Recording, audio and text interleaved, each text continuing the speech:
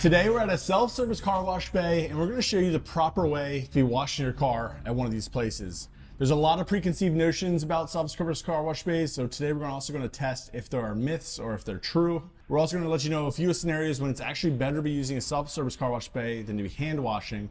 And if you stick around to the end, we're going to show you there's like one special tip that if you do that, people won't even know the difference whether you got it professionally detailed or whether you washed it here. Stick along with us while we cover that. All right, so let's get this started. All right, so the first step, the paint is hot. So we're gonna start off with a high pressure rinse. Just cool off the paint.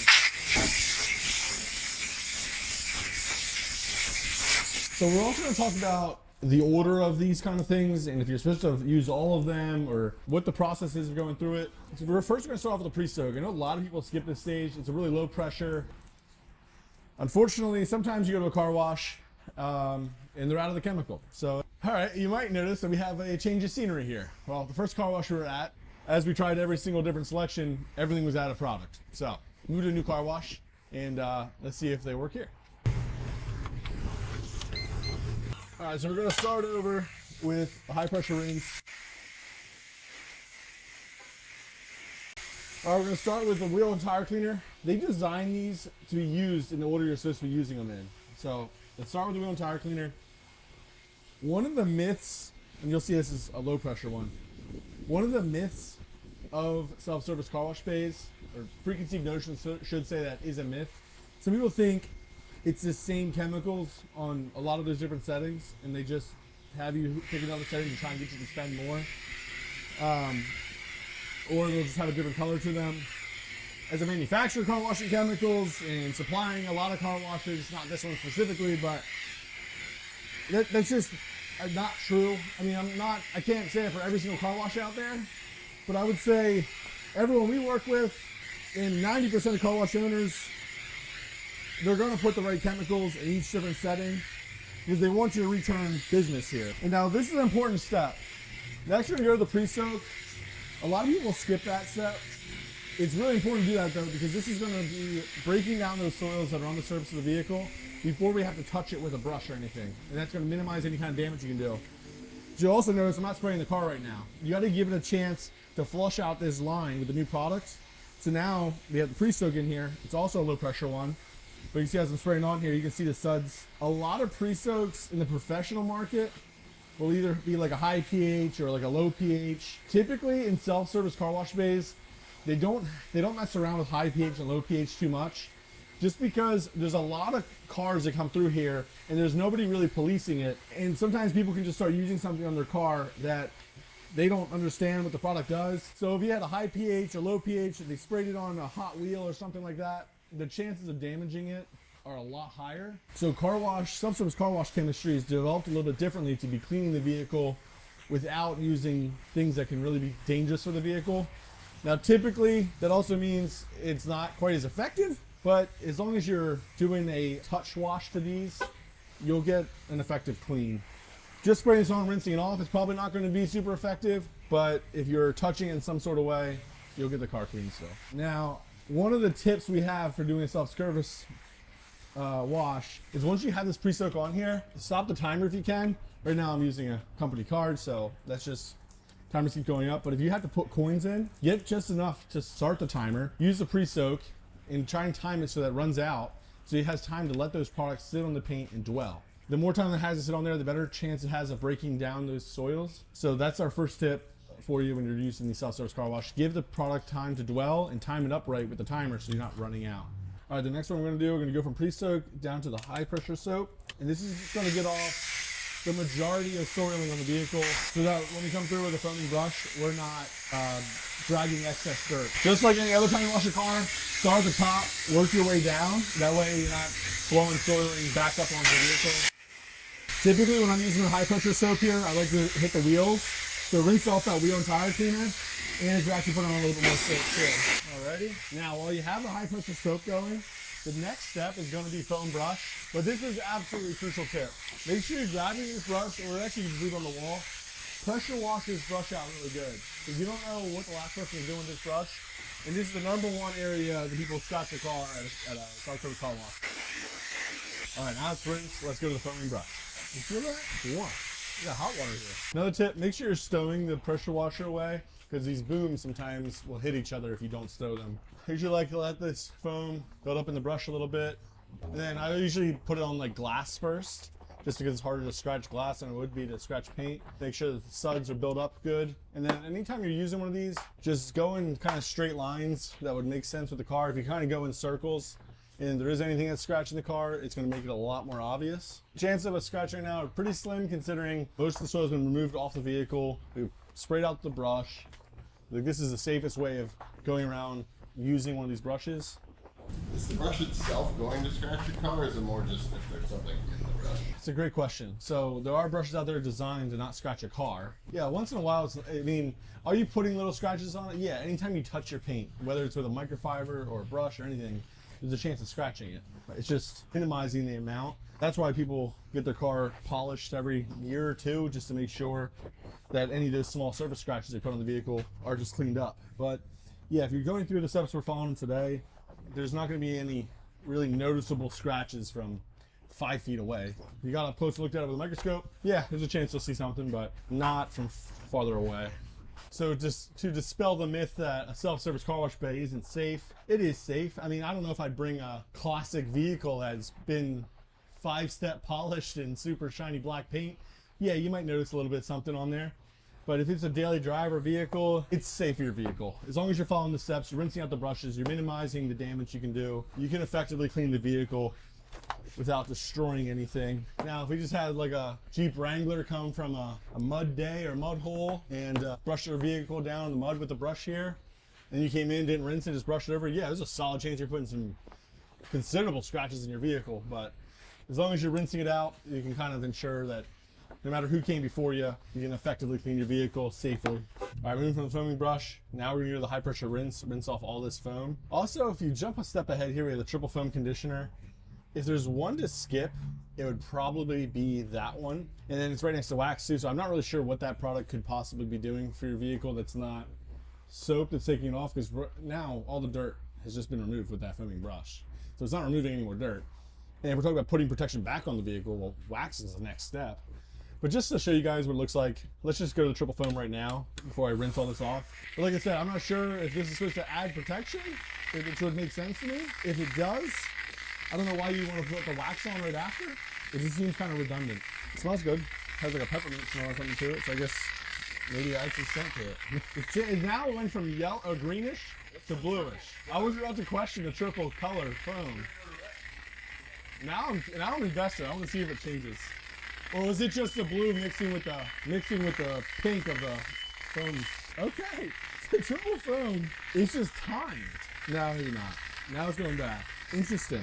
Let's go back, rinse the stuff off now. Like I said, if there was one to skip, I'd be skipping that one. High pressure rinse, get all this off. If you notice when you're rinsing that it still looks like suds coming out, it's because the high pressure soap is still in the line if you flush through it. Sometimes it needs to take 10, 15 seconds to flush that out. So to flush out with this effectively, just hold it at full power, so it's getting as much through the line as possible, until you don't see suds coming out of it. It's kind of funny, is one of our myths that we talked about, are the products the same? And I said no, products aren't the same. And then here we are, of course, seeing, I don't normally use this car wash, so if I had to say, are there some that are similar?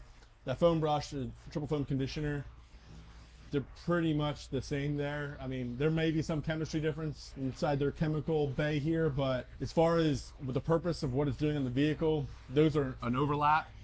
So yeah, that one, anything that's foam brush, triple foam conditioner, things like that. I guess the purpose of where I would use that is if we weren't doing a contact wash at all, like not using the foam, that triple foam conditioner could be a way of putting foam, like heavier amounts of foam on the vehicle without brushing it. Or let's say you brought your own wash mitt, if your car wash allows that.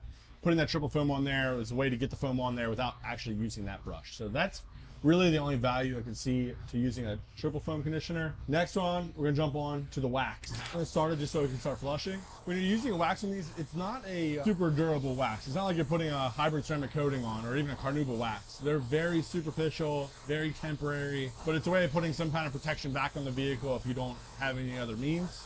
So we'll spray that on. You'll see it comes out looking a little bit like the high pressure soap. A lot of times I'll let you spray at the ground like this. You're starting to see out there how it's white. So now you see how it's white coming out of there? That's how you can tell the wax is started, and it's not just regular rinse water. And you can see it, show this here. The waxing rinse is more, I think it'd be better if you call it like a rinse aid. It's going to allow the water to run off the vehicle quicker. So it's not really supposed to be like a permanent protection, it's more helping you drive the vehicle faster. So there's actually a couple times where using a self-service bay may actually be better than your own hand wash. For instance, if you don't have any kind of cover, that's a pretty obvious one at your house, and it's 100 degrees out, you're going to be chasing your tails trying to keep the vehicle wet. Just washing at home if you don't have any kind of shade to be washing the vehicle in. Another big one, if you're out of town, like if I go to the beach and I need to wash my vehicle, but I don't want to go through an automatic one that touches the vehicle, this is going to be a lot safer and a lot more effective than trying to drag a bucket out with you and carry all this stuff and find a place that you don't know what kind of water source you're using or anything like that. Another time, obviously, when these get super busy is in the wintertime.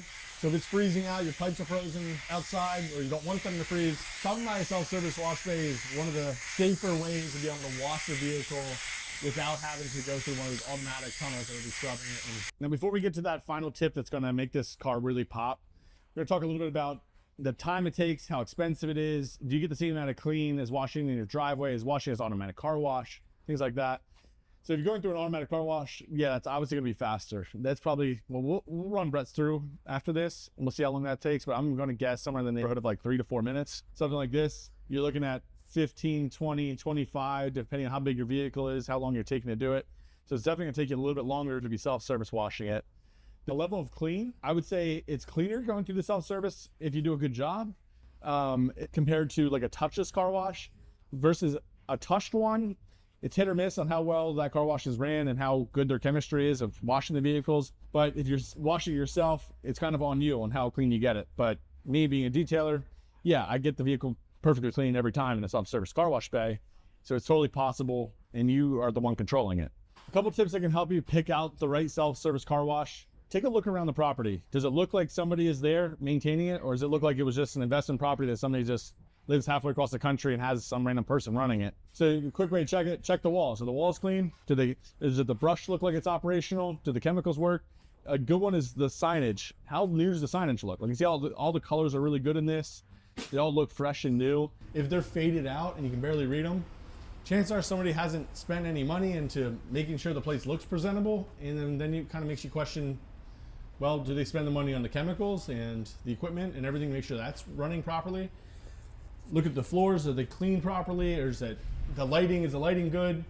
There's all things that like context clues around you to be able to know, does this look like somebody cares about the car wash? Because if it does look that way, can't guarantee it, but you have a much higher chance that that self-service car wash bay is going to be fully operational. As you saw in the beginning of this video, we were at a different car wash. Well, you can kind of look at the walls, they're kind of dirty, the brush was kind of grungy, and then it turned out we put money in the machine and didn't even have the chemicals coming out of it. So that was just $5 wasted there. Another tip, when you're going around the vehicle, make sure this hose is not touching your car, because a lot of times you'll drag it across the floor and then you can pick up whatever's on the ground, drag it onto the painted surface of your car. And that's like one of the number one ways I see people scratch their car in self-service bay, besides the foam brush. So keep that in mind. All right, so now we're on the spot-free rinse. Don't skip this step. Make sure, like I said, spray at the ground. Make sure it's coming out clear like this. It doesn't still have the wax going through it. So now, for that final tip we're telling you about that's gonna make it look like the vehicle's been detailed. It's a new product we're dropping. Don't have a label on it yet, don't have a name on it yet. But for this, I mean, my vehicle's already beading nicely. Maybe it's just trying to spot that's not. But you can kind of see right here, it's pretty flat. You spray this on there. Spray on a couple areas here. And then you just simply rinse it off. And you see the protection it's putting on there already, how fast it's already shedding water off.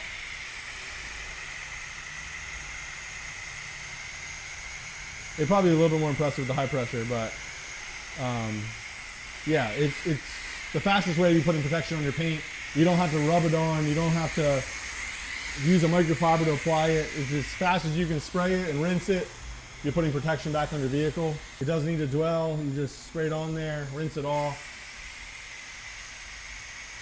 And it smells great.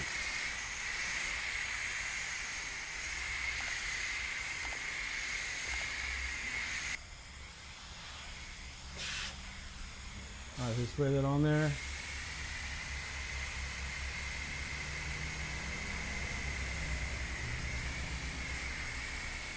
You see how fast it puts protection back on the vehicle. Now, not just is it protected, but it improves the gloss and the shine of the vehicle. So, on our next step, when we use that air dryer, you'll see that water just runs right off of this. And then when we're all done, it'll be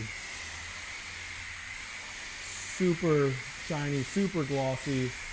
It'll look like you just wiped this thing down with microfiber and your favorite detailer. But all it took was just walking around, spraying it, rinsing it.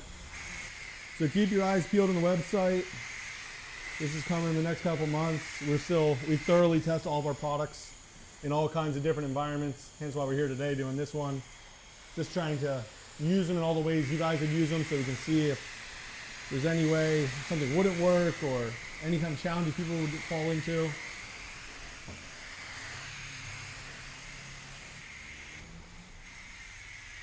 Some places have the air dry option here. If they do, I'd highly suggest taking advantage of it. Voicing over this part because, as you can imagine, this air blower is pretty loud. But you can see how fast the beads run off the paint here. Because of that product we sprayed on there, it makes the surface super slick. It reduces the surface tension, so the water beads are able just to run right off the vehicle. A blower obviously makes quick work of them, but even when you're driving, you'll see just the water running off the vehicle.